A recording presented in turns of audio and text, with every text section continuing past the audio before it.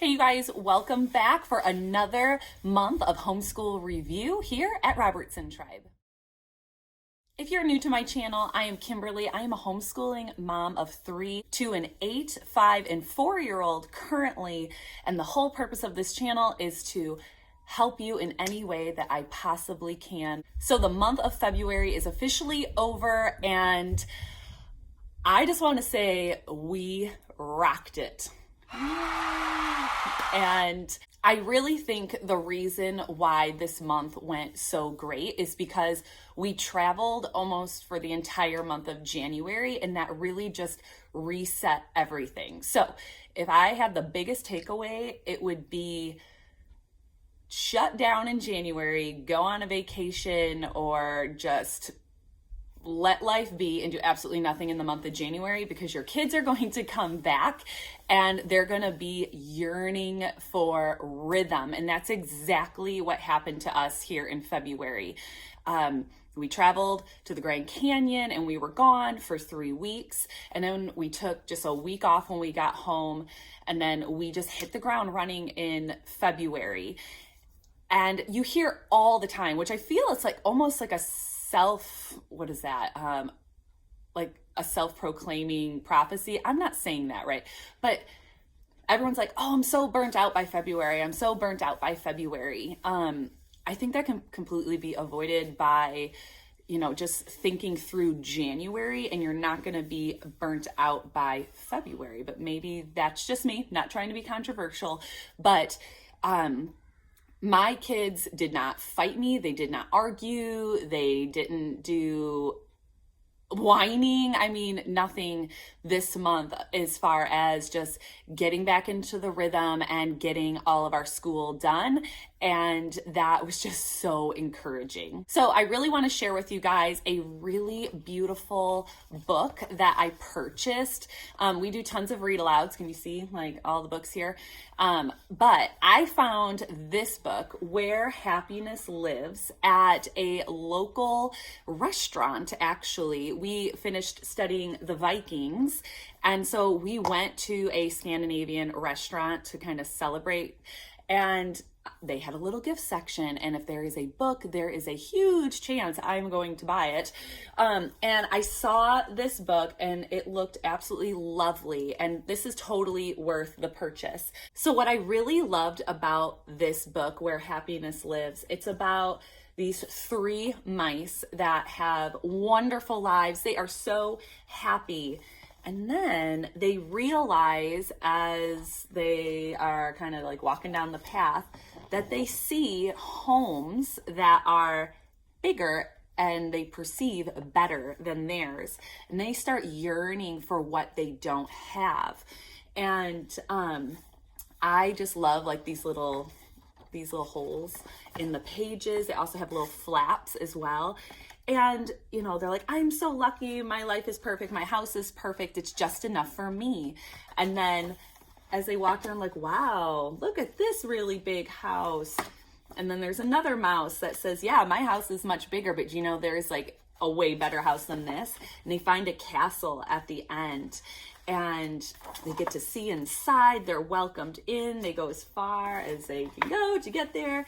And what was so beautiful about this book is the mouse who lives in this castle uses a telescope at the top to look at them and says, that is where happiness lives. I love this house and everything in it. So the moral of the tale is obviously be content with what you have. You have enough. And you shouldn't want what other people have. And the illustrations, obviously the kids love the flaps and the little pop outs. Even the cover is a pop out. But this was just a beautiful book, and my kids absolutely loved it. We read it several times this month, and totally worth the purchase. So Where Happiness Lives, check it out at your library, or maybe you'd want it for your home library. But this was the big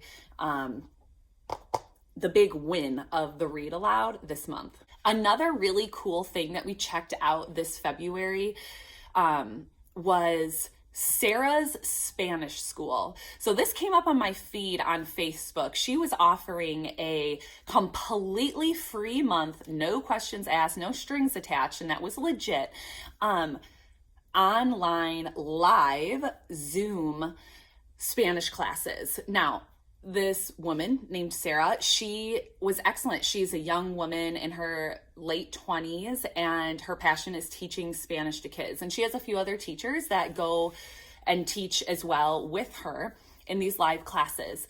I didn't know what to expect, but you know, my kids really like learning Spanish and are very intrigued by other languages. So I'm like, you know what? It's free. Let's give it a shot. And if we like it, maybe we'll sign up for some classes. Maybe we won't.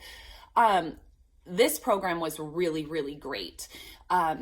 She says it's from 5 to 12, but my 8-year-old she was having a hard time in there because it was completely submersive.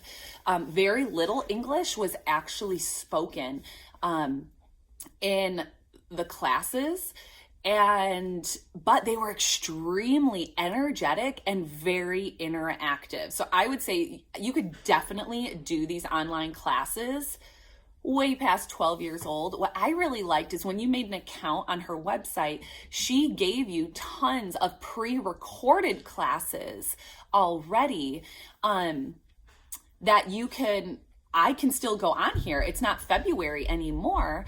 And we can go on there and just keep rewatching, relearning, rewatching. It was an amazing deal. And so if you want to check out sarahspanishschool.com, I highly suggest it. I would say it's probably a little too advanced for 5-year-olds, but hey, you never know. Every child is different, and then you could have the whole family watching and interacting in the classes at one time. Another really cool thing that happened this month at co-op, we do a once-a-week co-op on Friday. The kids in the class that I teach a K to first grade class for 4 hours with another mom. And we had a beekeeper come in. So we were talking about insects, like in our science section of the day and things like that leading up to it. We had a really wonderful beekeeper. Now, my father-in-law is a beekeeper, but he's just kind of like a hobbyist on the side. And this guy, he was so kind, and he brought in an actual hive, assembled it, pulled out the big screens that had the actual honey in it, and the kids got to touch and feel and wear bee suits, and it was just a ton of fun. That was so rewarding for them to just like really have, learning about bees come alive. And then my daughter is taking a really wonderful botany class, and the mother that is teaching that is using a Becca. And she's simplifying it just a little bit, but oh my goodness, is she doing such a fabulous job to really get hands-on with the kids each and every week. Because my oldest she is hard to please. I mean, I would say she's probably my easiest yet my hardest kid to homeschool, because she's like, Mom, this is boring. I don't want to do it. Mom, this is boring. I don't want to do it. And not everything can be exciting, So, she got to take home these little clippings of plants and watch the roots grow. And I have plants all over my house. And so she's getting so excited to take care of this little tiny vial of clippings, and they're starting to root, and we're going to be putting them very soon into pots of dirt, and she will have her own little plant thing. So those are some really exciting things that happened this month in our homeschool. But I will say, there has been a couple of struggles, and I would love to hear more. If you're struggling with the same, or maybe you have some really helpful suggestions, please comment below. YouTube, right? My kids think it's so cool that I have a channel, and my youngest taught herself on YouTube how to make friendship bracelets. So I guess that's more of a highlight. And she's like, Mom, can I have a channel? So we're not really like battling that. And I'm like, no, you can't have a channel. You're still a little too young. I don't feel comfortable with that. But my kids are starting to love watching Minecraft videos on YouTube. Now, I have no judgment against video games and things like that. We are just a household that doesn't really value video games. We don't have any video game systems. My kids do play games on the iPad and things like that, but they love watching these Minecraft videos of like people playing it and things like that. But it's starting to, like, that's the only thing that they want to watch and the only thing they want to do. And I have like a strict policy on screen time insofar as we have to get all of our chores done and we have to get all of our school done, and it has to be after lunch before we hop on YouTube for like pleasure watching. And then, you know, we kind of limit it to about 30 minutes or so, depending on the day and whatever's happening. So, but they're like, I only want to watch the YouTube and the Minecraft, specifically the Minecraft YouTube. So yeah, I'm just trying to find balance. I want to support their interest, but they don't actually play Minecraft like on an iPad or a computer. They don't really have a desire to do that. They just want to watch the video. So part of me is like, well, is that really like, should I just let this go and kind of see like if they lose interest over time? I don't know. It's just been a big shift this month in particular. So if you have anything helpful, please, I am all ears.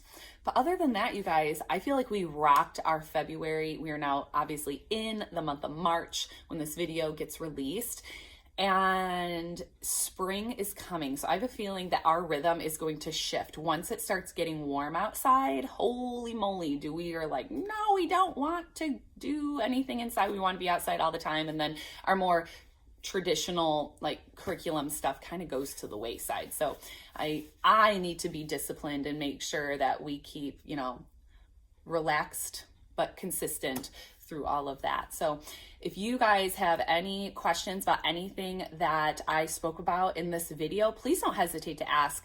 Please comment below, give this video a thumbs up, and I'll see you in the next one. Bye-bye.